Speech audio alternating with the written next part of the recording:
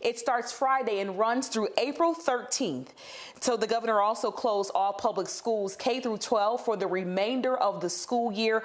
A lot of heartbroken high school seniors out there, but this step is so necessary that online learning will continue. This is a move impacting the lives of millions of families and thousands of teachers out there tonight.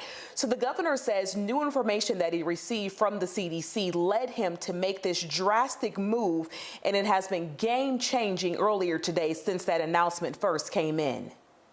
New models show that Georgia will need more time to prepare for hospital surge capacity, and while we are making excellent progress with our team, we have got to be more aggressive.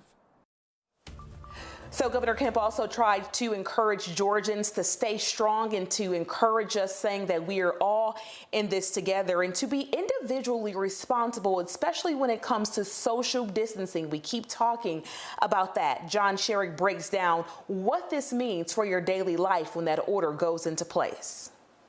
Georgia Governor Brian Kemp stepping outside the state capitol on a brilliant, cool April 1st afternoon with bad news. We have got to be more aggressive. And straight talk, saying it is now clear that no one is able to know how many Georgians are infected with the coronavirus. They show no symptoms, and they're spreading it unknowingly to others. This is a revelation and a game changer. The new statewide stay-at-home order will have exemptions, he says, so people can go to the grocery store and the pharmacy and run other necessary errands, and he will announce which essential businesses will be allowed to stay open. But the order comes with teeth. We're definitely going to be enforcing it with state law enforcement and other people that I have the ability to deputize. My directive is not to go around and lock a bunch of people up. What we want to do is get people to comply with this. Because if we write somebody a ticket, hopefully they won't do it again, but they still did it in the first place and put somebody at risk. Governor Kemp saying he's not trying to threaten, but to encourage people to watch out for each other by staying away from each other. It is not the government that's going to solve that problem. It is the community at large. And we just need to do this for a few more weeks, regardless of how long this goes on. Now is the crunch time for us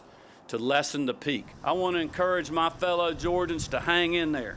I know that you're tired of this. I know you want to return to business as usual, but we must first overcome the obstacles that we have in our path. And he says he will release the details of the order, including the exemptions, tomorrow.